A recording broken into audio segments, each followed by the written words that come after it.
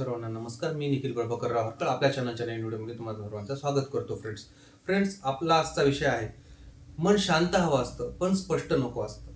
तर फ्रेंड्स आपल्यापैकी प्रत्येकच व्यक्ती अशी असते की ज्याला लाईफमध्ये शांतता नक्कीच हवी असते, पण ही शांतता कधीच एकटी येत नसते. तर शांतता तिच्यासोबत अजून एक गोष्ट घेऊन येत असते आणि ती गोष्ट म्हणजे असते की क्लॅरिटी.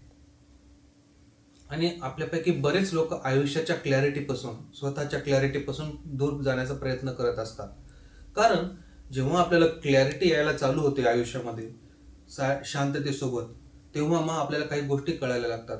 जसं की आपल्याला कळायला लागतं की आपल्या नात्यातले प्रश्न आपल्याला दिसायला लागतात, आपल्या बिझनेसचा, आपल्या जॉबचा ट्रूथ आपल्याला समजायला लागतो आणि आपण कुठे चुकलो, आपण कुठे काय खोटं वागलो हेही आपल्याला कळायला लागतं.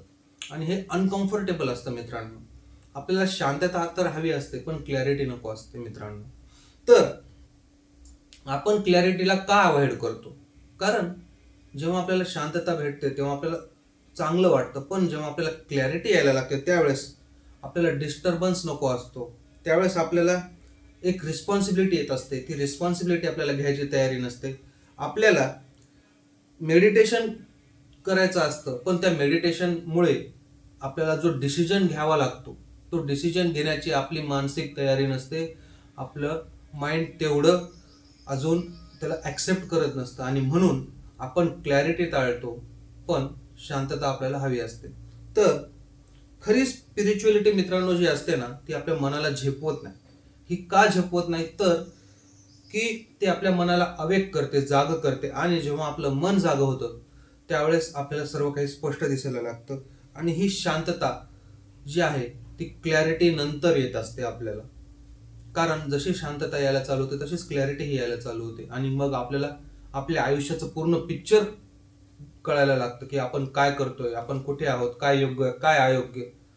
आणि मग ह्याच्यासोबत जे आपल्याला डिसिजन्स घ्यायचे असतात ते घ्यायला आपण घाबरत असतो, भीत असतो. माझ्या स्वतःसोबतही असं झालेलं आहे मित्रांनो.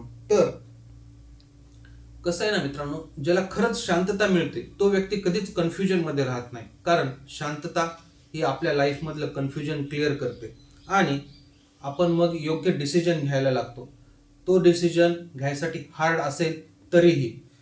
मित्रांनो, मन जर शांत हवे असेल ना, आपल्याला जर आपल्याला लाईफमध्ये शांतता हवी असेल तर त्याच्यासोबत येणारी क्लॅरिटी ऍक्सेप्ट करण्याचं धैर्य आपल्या लाईफमध्ये असायला पाहिजे. आणि हे धैर्यच आपल्यासाठी महत्वाचं असतं. ही क्लॅरिटीच आपल्यासाठी महत्वाची असते आणि हीच शांतता आपल्यासाठी महत्वाची असते मित्रांनो. This is it for today. This is Nikhil Harkal talks. Real talks, real life, real estate. Thank you मित्रांनो.